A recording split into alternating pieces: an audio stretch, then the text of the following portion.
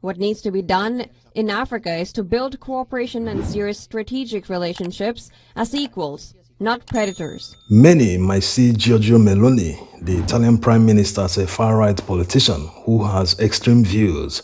Even Africans might not like the fact that she called for a blockade of the Mediterranean Sea by the Italian Navy to prevent African migrants from reaching Europe. But who wouldn't do the same? Is there any responsible government that will not prevent illegal migration? Besides, apart from the blockade, she has other ideas for preventing the migration. As you can see in this video, these are able-bodied men arriving in Italy. Imagine what they could achieve if they stayed in their home countries to demand good governance from their leaders. Thousands of people leaving Africa every day actually hurt African economy. When your best brains and intellectuals have already migrated to Western countries, who will develop Africa? The fact that people are migrating to Europe for greener pastures actually benefits European countries more than it benefits Africa. Anyway, the Italian Prime Minister's background might not be all rosy because she admires what Mussolini did. We all know how Mussolini led the Italian overrun of Libya.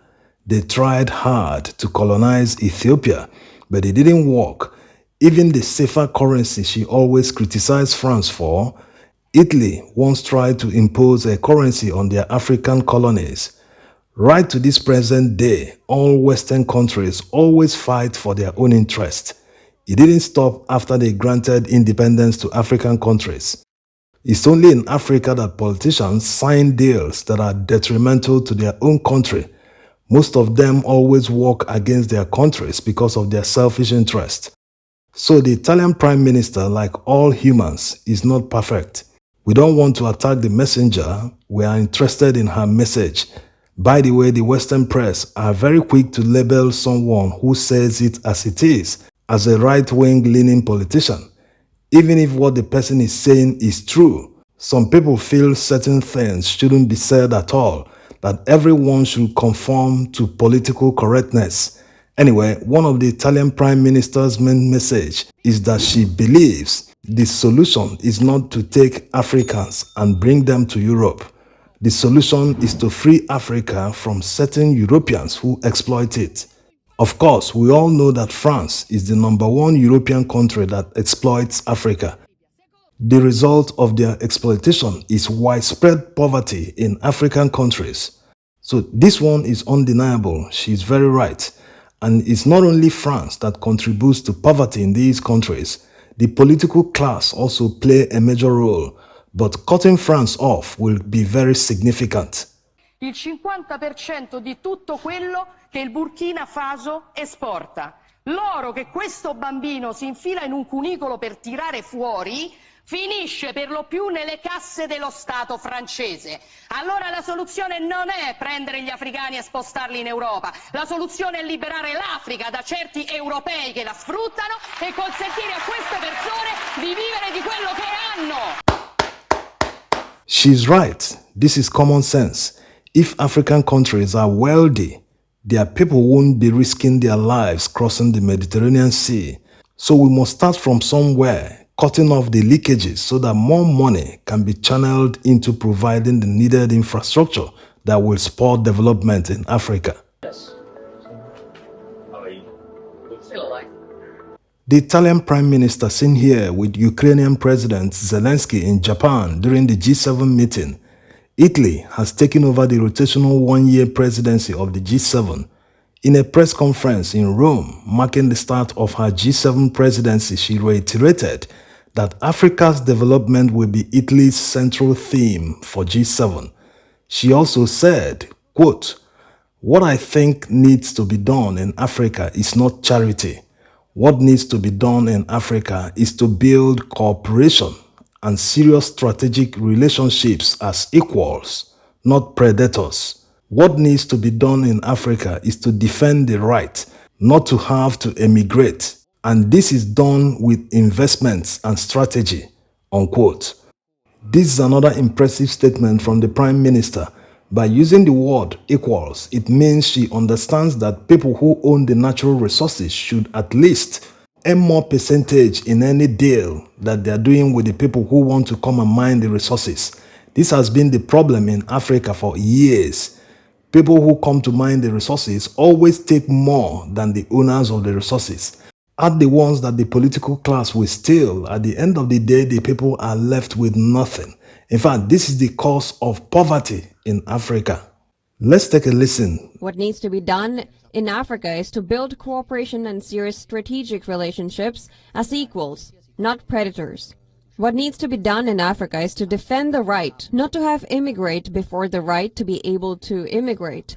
And this is done with investments and a strategy. What a man can do, a woman can do better. The Italian Prime Minister seems to have the right mentality that even African leaders don't have. She seems to understand the problems in Africa better than some African leaders, and she recognizes Africa's potential with ideas about how to achieve them.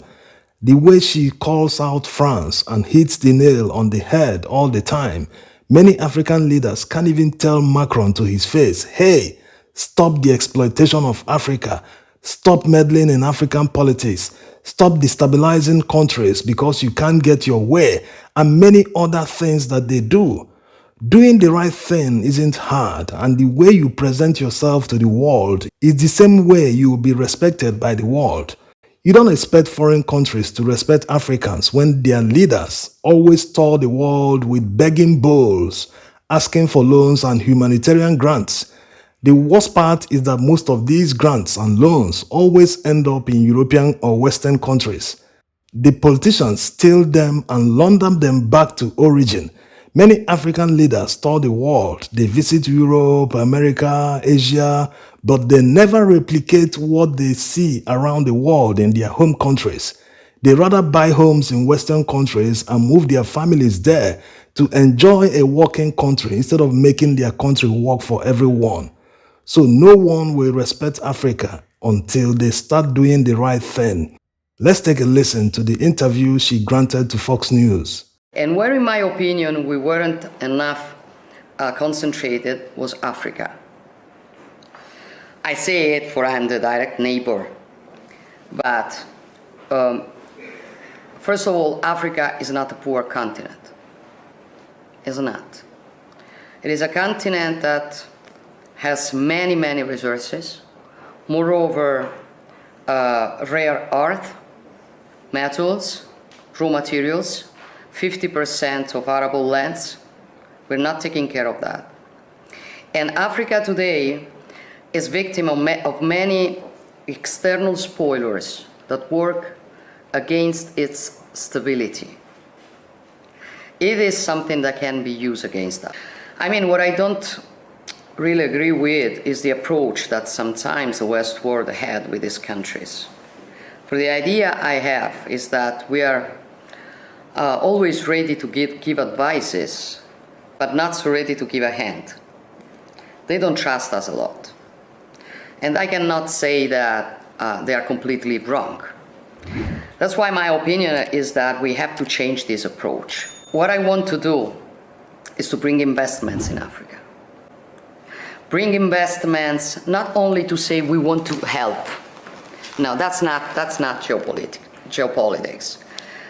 If you want to do serious things, you have to do things that are useful for both. For example, now we have a problem in Europe about energy sources after the war. But Africa is potentially an enormous producer of energy, of every kind of energy, green energy, hydrogen, geothermic, they've got gas, they've got everything. So if we help them taking out and producing this energy, and we tie them with Europe, we will solve many problems together.